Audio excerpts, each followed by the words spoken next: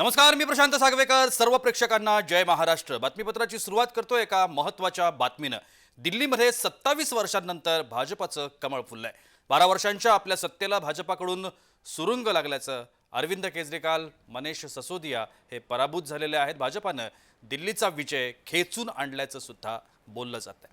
दिल्लीमध्ये भाजपाकडून जल्लोष साजरा होतोय. भाजपाकडून दिल्लीमध्ये मोठा विजयाचा जयघोष साजरा होतोय.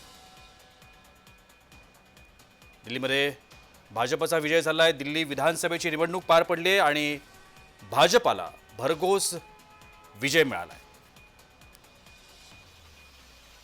आम आदमी पार्टीला यावेळेला हा विजय मिळवता आला नाही.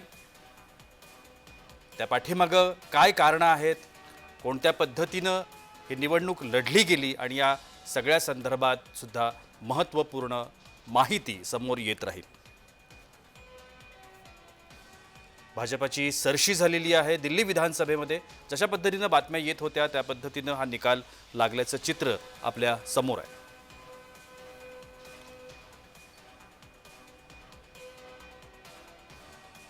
भाजपानं दिल्ली सर केल्याची प्रतिक्रिया भाजपाचे कार्यकर्ते आणि पदाधिकारी नोंदवत आहेत.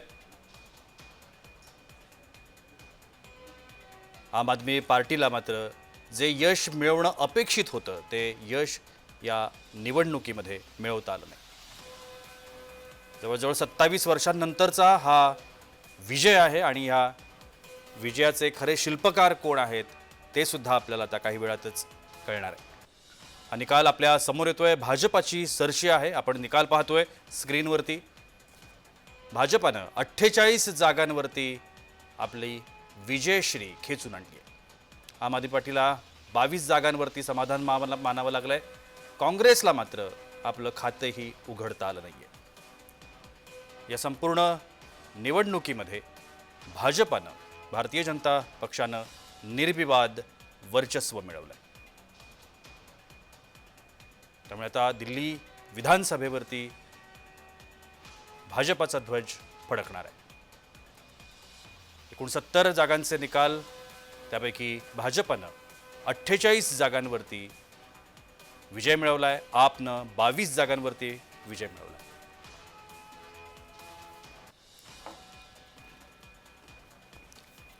आपण या सगळ्या संदर्भामध्ये चर्चा करण्यासाठी आत्ता माझ्यासोबत स्टुडिओमध्ये आहेत धनंजय शिंदे, जे आम आदमी पार्टीचे महाराष्ट्राचे उपाध्यक्ष आहेत. आपण त्यांचं स्वागत करूया. धनंजयजी, जय महाराष्ट्राच्या या बातमीपत्रामध्ये तुमचं अगदी मनापासून स्वागत. आज जो काही दिल्ली विधानसभेचा निकाल समोर आलेला आहे, आपण आम आदमी पार्टीमध्ये कार्यरत आहात, महाराष्ट्राचं उपाध्यक्षपद आपल्याकडे आहे. आपण या निकालाकडे कसं पाहताय? दिल्लीच्या जनतेने जो निर्णय घेतलेला आहे किंवा कौल दिलेला आहे, तर आम्ही नेहमीच जनतेच्या विचारांबरोबर, जनतेच्या प्रतिक्रियेबरोबर आणि जनतेच्या कौलाबरोबर राहिलेलो आहे. त्यामुळे आम्ही हा कौल मान्य करतो. जी. आणि 2015 साली 67 जागा निवडून आलेल्या, 2020 साली 62 जागा निवडून आलेल्या, तर आत्ता मतदार आमच्यावर एवढ्या कमी जागा का निवडून दिल्या, या संदर्भात आगामी काळामध्ये प्रत्येक मतदारसंघनिहाय किंवा प्रत्येक बूथनिहाय जी काही इन्फॉर्मेशन अवेलेबल होईल, पूर्ण माहिती, तर त्याचं आम्ही ॲनालिसिस तर करूच, परंतु लोकांमध्ये जाऊन म्हणजे आम्ही कुठे कमी पडतोय, लोकांची काय भूमिका होती आणि आम्ही कुठे ती भूमिका पूर्ण करू शकलो नाही, याचा एक धनंजयजी, आत्ताच्या निवडणुकीच्या बाबतीमध्ये जर आपण विचार करायचं म्हटलं तर काय कारणं समोर दिसतात ज्यामुळे पराभवाचा सामना आपल्याला करावा लागला? अगदी प्रामाणिकपणे सांगायचं ना, तर निवडणूक असो किंवा कुठचाही सामना असो, खेळाचा सामना असो किंवा आणखीन काही असो, तर तो एक फेअर गेम व्हायला पाहिजे. जी. मी जसं सुरुवातीला स्पष्ट केलं की आम्ही जनतेचा कौल मान्य करतो आहोत, पण कोट अनकोट जी पुढील गोष्टी ज्या आहेत त्याच्याबद्दल आपल्याला ह्या प्रश्नांची उत्तरे मिळाली पाहिजे असं मला वाटतं. सगळ्यात पहिली गोष्ट म्हणजे अशी, दिल्लीमध्ये जवळजवळ 50 ते 55% जनता ही मध्यमवर्गीय जनता आहे. जी. दिल्लीची निवडणूक ही 5 फेब्रुवारीला निवडणूक आयोगाने लावलेली. देशाचा अर्थसंकल्प गेल्या अनेक वर्षांपासून 1 फेब्रुवारीला होतो. मग निवडणुकीची तारीख ठरवणं हे निवडणूक आयोगाच्या हातात असताना त्यांनी 1 तारखेला अर्थसंकल्प होणार आहे, तर त्याच्या अगोदर एक 4-8 दिवस का तारीख ठेवली नाही?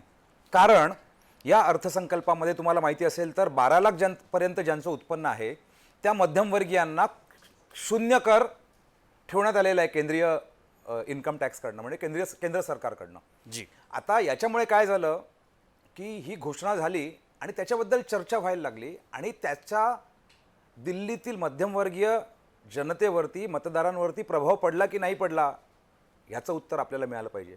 त्यामुळे 5 तारखेच्या ऐवजी जानेवारीच्या शेवटच्या आठवड्यात जर ही निवडणूक ठेवली असती तर हे फेअर गेम झाला असता असं मला वाटतं. दुसरा महत्त्वाचा मुद्दा, दिल्लीमध्ये केंद्र सरकारची विविध आस्थापनं आहेत, वेगवेगळी खाती आहेत आणि केंद्र सरकारचे सरकारी कर्मचारी मोठ्या प्रमाणात राहतात दिल्लीमध्ये. जी. तुम्हाला माहिती आहे याच दरम्यान आचारसंहितेच्या दरम्यान 8वा वेतन आयोग जाहीर करण्यात आला.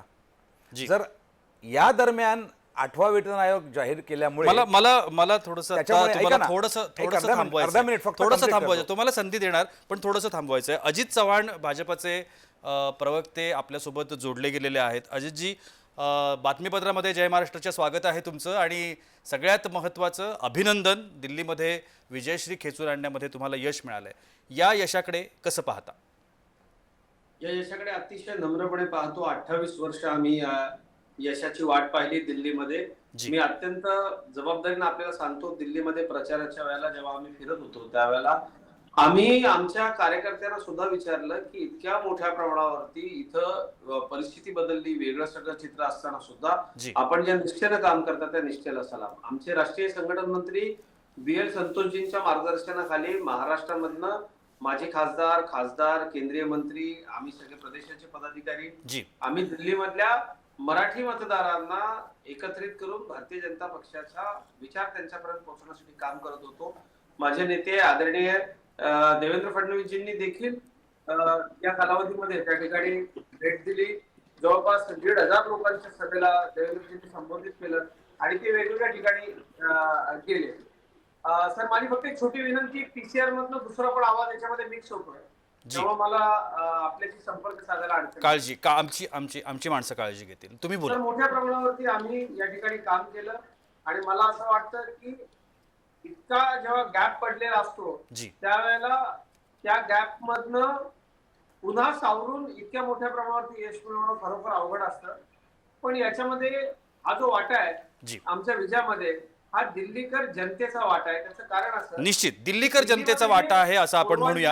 आपल्यासोबत आत्ता धनंजयजी आहेत, धनंजय शिंदेजी, जे आपचे महाराष्ट्राचे उपाध्यक्ष आहेत. दोघंही तुम्ही आत्ता माझ्यासोबत आहात. जसं मी त्यांना आत्ता विचारलं होतं की तुम्हाला काय कारणं वाटतात तुम्हाला पराभवाचा सामना करावा लागला, तसाच प्रश्न मी तुम्हालाही विचारतोय. तुम्हाला काय कारणं वाटतात की कशामुळं हा एवढ्या वर्षांनंतर, जवळजवळ 28 वर्षांनंतर विजयश्री खेचून आणण्यात तुम्हाला यश मिळालं? याचं उत्तर द्यावं लागेल. आम्ही एक मतदार जो आहे जी. तो कव्हर केला. आता आमचे विरोधक आमच्यावर वेगवेगळ्या प्रकारचे आरोप करतात, पण मी आपल्याला अत्यंत प्रामाणिकपणे सांगतो, आम्ही भारतीय जनता पक्षाचा पराभव जर एखाद्या ठिकाणी झाला तर आम्ही अजिबात म्हणजे लोकसभेचं उदाहरण आपण इथलं घेऊ शकता. आम्ही त्या पराभवानंतर किंवा आम्हाला जागा कमी मिळाल्या, पराभवही म्हणता येणार नाही त्याला, जागा कमी मिळाल्यानंतर जी. आम्ही आत्मचिंतन केलं, आम्ही लोकांपर्यंत गेलो, आम्ही मतदारांपर्यंत गेलो, आम्ही संघटना पुन्हा ते एकदा खडबडून हलवली, जागी केली आणि पुढच्या निवडणुकीच्या कामाला लागलो. जी आमची कार्यपद्धती ती इतरांनी स्वीकारावी असा आमचा अजिबात आग्रह नाही. पण मी आपल्याला सांगतो की आम्ही एक मतदार तिथे हे केला होता की आपल्याला त्यांच्यापर्यंत पोहोचायचंय. केंद्र सरकारच्या सर्व योजना त्यांना आम्ही समजावून नीट सांगितल्या आणि आमची स्वतःची एक कार्यप्रणाली. आता भारतीय जनता पक्षाच्या संघटन पर्वा अंतर्गत सदस्य नोंदणी सुरू आहे. जो 100 सदस्य करतो तो सक्रिय सदस्य होतो, त्याला पुढे 1000 सदस्य करायचे असतात. महाराष्ट्रामध्ये आमचे 1 कोटी झालेले. असेच ड्राईव्ह आम्ही यापूर्वी तिथे केले. ते कशासाठी, तर देशभरातले आम्ही सगळे कार्यकर्ते जमलो. म्हणजे थोडक्यात आपल्याला अजितजी असं म्हणता येईल की काही क्लुप्त्या तुम्ही वापरल्या. धनंजयजी आत्ता म्हणत होते की थोडीशी वेळ चुकली. ही जर वेळ ते म्हणतायत त्या पद्धतीनं जर असती तर कदाचित आजचं चित्र वेगळं होतं. मी मगाशी त्यांना बोलता बोलता थांबवलं होतं कारण तुम्ही आला होता. धनंजयजी, बोला तुम्ही आता की तुम्ही एक म्हणत होता की वेळ चुकली आणि ही जर वेळ योग्य असते तर कदाचित आजचं चित्र वेगळं असतं. नाही, मी अर्धवट बोललो, त्यामुळे मला पूर्ण बोलू देत. मी सर्वप्रथम जनतेचा कौल हा पूर्णपणे मान्य करतोय. भारतीय जनता पक्षाच्या कार्यकर्त्यांनी पदाधिकाऱ्यांनी जी काही मेहनत केली असेल त्याचा सुद्धा मी सन्मान ठेवतोय. जी. हे अगोदरच मी स्पष्ट करतोय. परंतु मी काही प्रश्न किंवा काही मुद्दे मांडायचा प्रयत्न करत होतो मगाशी. तर केंद्रीय निवडणूक आयोग ही निवडणुकीची तारीख ठरवतं आणि तारीख जसं तुम्हाला माहिती आहे की हरियाणा आणि महाराष्ट्राची निवडणूक ही नॉर्मली एकाच वेळेला होत असते. परंतु यावर्षी त्यांनी काय केलं, जी 2024मध्ये जी निवडणूक झाली, जी आत्ता निवडणूक झाली, तर त्याच्यात त्यांनी हरियाणाची आणि महाराष्ट्राच्या निवडणुकीच्या तारखा वेगवेगळ्या ठेवल्या होत्या. भारताचा अर्थसंकल्प हा 1 फेब्रुवारीला होतो आणि अर्थसंकल्पामध्ये जनतेच्या फायद्याची धोरणं म्हणजे निर्णय घेतले जातात. जी. तर दिल्लीसारख्या राज्यामध्ये जर 50 ते 55% मध्यमवर्ग राहत असेल आणि जर अर्थसंकल्प हा 1 तारखेला असेल तर त्याच्यानंतर 4 दिवसांनी म्हणजे 5 तारखेला 5 फेब्रुवारीला जर निवडणुकीची तारीख ठेवली तर ह्या अर्थसंकल्पांमध्ये केलेल्या घोषणांचा दिल्लीतील 50-55% मध्यमवर्गीयांवरती परिणाम होऊ शकतो.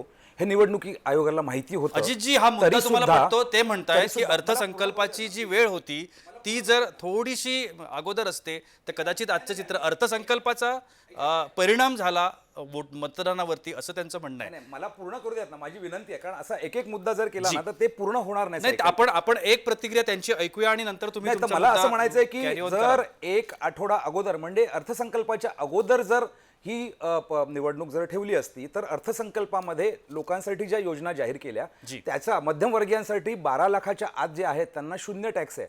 त्याच्यामुळे दिल्लीतल्या 50-55% मतदारसंघांवरती ह्या निर्णयाचा, या सकारात्मक निर्णयाचा आपण एक फायदा झाला असेल की नाही, तुमचा त्याच्यावर मुद्दा प्रभाव पोहोचला पडला सर, असेल की तुमचा मुद्दा पोहोचला. आपण अजित यांची एक प्रतिक्रिया घेऊया. तुम्हाला काय वाटतं, खरंच याचा परिणाम झालाय अर्थसंकल्पामुळे? हे सगळं चित्र बदललेलं जे चित्र आहे ते दिसतंय? बघा, याचा निश्चित परिणाम झालेला आहे, हे मान्य करायला अजिबात माझी काहीच हरकत नाही. परंतु ज्या अनेक गोष्टी आहेत त्यापैकी ही एक गोष्ट असू शकते. आणि धनंजयराव, मला आपल्याला स्पष्टपणे सांगायचंय, इतका राजकीय भाबडेपणा नसावा. केंद्रामध्ये आमचं सरकार आहे. आम्ही केंद्र सरकारच्या माध्यमातून असे काही डिसिजन नक्की घेणार की ज्याच्याने मतदार दिल्लीमध्ये आम्हाला मतदान करतील. हे राजकारण आहे. त्याच्यामुळे काकाला जाऊन भांडायला पडत काही म्हणजे काय त्याच्यामध्ये वावगं मला काहीच वाटत नाही. कारण केंद्रामध्ये आमचं सरकार आहे. राज्यातल्या निवडणुकीत मतदारांनी मतदान करावं यासाठी ते डिसिजन घेणारच ना. त्याच्यामध्ये कुठेही ते नाकारण्याचं कारणच नाही निश्चितपणे. परंतु आपण एक गोष्ट लक्षात घ्या की आपण सातत्यानं 15 वर्ष दिल्लीमध्ये निवडून गेलो. यापूर्वी देखील मोदीजींचं सरकार केंद्रामध्ये होतं.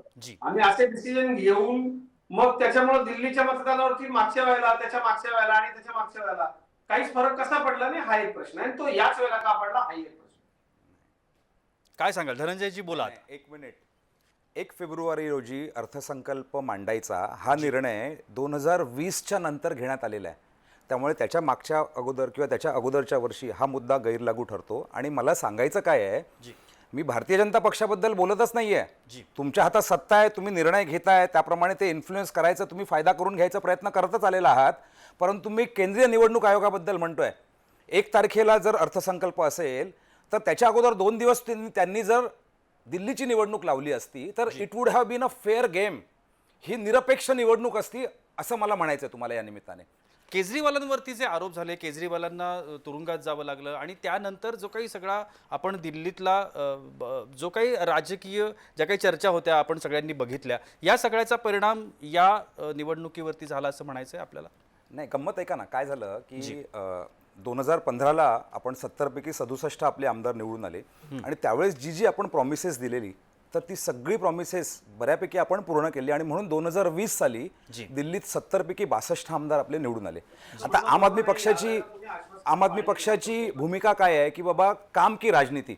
आणि दिल्लीचं जे विकासाचं जे मॉडेल उभं राहिलं, ज्याच्यात शिक्षण मोफत, आरोग्य व्यवस्था मोफत, वीज मोफत, पाणी मोफत, महिलांना बस प्रवास मोफत. आता हे मोफत ज्याला पंतप्रधानांनी 2020च्या वेळेस मुफ्त की रेवडी ह्या नावाने हिणवलेलं, तर भारतीय संविधानातलं कलम 21 जे आहे त्याच्यामध्ये जगण्याचा अधिकार मेन्शन करण्यात आलेला आहे. आणि नुसता जगण्याचा अधिकार नाही तर सन्मानाने जगण्याचा अधिकार सांगण्यात आलेला आहे. आता सन्मानाने जगण्याचा अधिकार म्हणजे काय, तर ह्या देशातल्या प्रत्येक लेकराला चांगल्या प्रतीचं शिक्षण मिळालं पाहिजे, प्रत्येक नागरिकाला आरोग्य व्यवस्था मिळाली पाहिजे चांगली, प्रत्येक नागरिकाला वीज सुद्धा ही आता गरज झालेली आहे.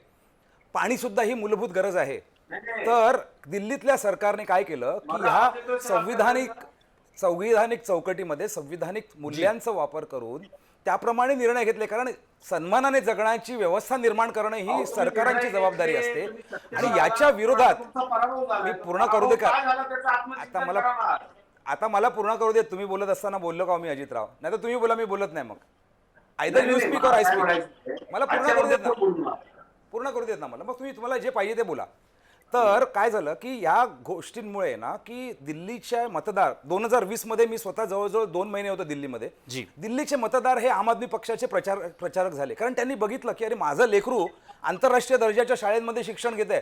आणि म्हणून डोनाल्ड ट्रम्प त्यांच्या अगोदरच्या टर्ममध्ये जेव्हा भारतामध्ये आलेले, ते सहकुटुंब आलेले, त्यांची जी पत्नी आहेत मेलिंडा ट्रम्प, त्यांनी काय सांगितलं की मला केंद्र सरकारच्या कार्यक्रमाच्या ऐवजी दिल्लीच्या शाळा बघायला जायचं आहे. दिल्लीचं जे हेल्थ मॉडेल जे आहे, आरोग्याचं जे मॉडेल आहे, त्याची लॅन्सेट सारख्या आंतरराष्ट्रीय जर्नलने स्तुती केलेली आहे. एवढी चांगली आरोग्य व्यवस्था आहे. सांगायचा मुद्दा असा की दिल्लीमध्ये काम बोलायला लागलं. आणि म्हणून भारतीय जनता पक्षाने 2020च्या निवडणुकीनंतर ते म्हणजे 5ही वर्ष प्रचाराचं म्हणजे मेहनत करत असतात, ती चांगली गोष्ट आहे. तर त्यांना लक्षात आलं की अरे ह्यांना आता जर आपल्याला हरवायचं असेल तर काय करायला पाहिजे, तर अरविंद केजरीवाल यांची इमेज खराब करायची. आणि म्हणून मी अत्यंत जबाबदारीने म्हणतोय, मद्य घोटाळा काढण्यात आला. कुठचेही व्यवस्थित पुरावे नसताना ईडी सीबीआयच्या माध्यमातून अरविंदजींना उचलून तुरुंगात टाकलं. अरविंदजींच्या नंतर आमचे उपमुख्यमंत्री ज्यांनी शिक्षणाचं मॉडेल बनवलं, त्यांचा त्यांना तुरुंगात मुद्दा टाकलं. आपल्या समोर आला आहे मिनिस्टर जे होते ज्यांनी की आरोग्याचं मुळात मॉडेल बनवलं, अरविंद केजरीवाल हे मद्य घोटाळ्यामध्ये आरोपी नाहीत आणि म्हणून हा मुद्दा आपण काढला, त्याचा परिणाम झाला असं त्यांचं म्हणणं आहे. आपण याच्यावरची तुमची प्रतिक्रिया काय? असं खरंच झालंय? हा मुद्दा मुद्दामहून काढला गेला, अरविंद केजरीवालांना मुद्दाम तुरुंगात टाकण्यात आलं? नाही, एक मराठीतली एक म्हण आहे, तुम्हाला मी सांगतो जी. ओसाडगावच्या पाटीलकीच्या गप्पा आता किती हाणल्या तरी त्याचा काय उपयोग आहे का? माझं काय मत आहे, मी तेच सिद्ध साहेबांना म्हणत होतो की तुम्ही काय केलं, कशामुळे निवडून आले. ते तुम्ही निवडून आले तेव्हा सांगितलं, तेव्हा आम्ही ऐकलं. तुमचा आता पराभव झालाय. मूळ मुद्दा याच्यामध्ये असा आहे की अरविंद केजरीवालजींचा पराभव झालेला आहे, मनीष सिसोदिया यांचा पराभव झालेला आहे, सत्येंद्र जैन यांचा पराभव झालेला आहे. या फार मोठ्या गोष्टी आहेत. अरविंद केजरीवाल हे राष्ट्रीय राजकारणामध्ये दिल्लीमध्ये आपली सत्ता या बळावरती, पंजाबमध्ये पाय रोवून देशाच्या राजकारणामध्ये मोदीजींच्या विरोधामध्ये निवडणूक लढवण्याचं धारिष्ट्य दाखवणारे एक नेते आहेत. म्हणजे देशामध्ये मोठे नेते झाले होते ते, कारण दिल्लीमध्ये विजय मिळाला होता. परंतु ते विधानसभेची निवडणूक पराभूत होतात. माझ्या दृष्टीनं देशाच्या राजकारणातली ही सगळ्यात मोठी गोष्ट आहे. अरविंद केजरीवाल यांना जनतेनं नाकारलं.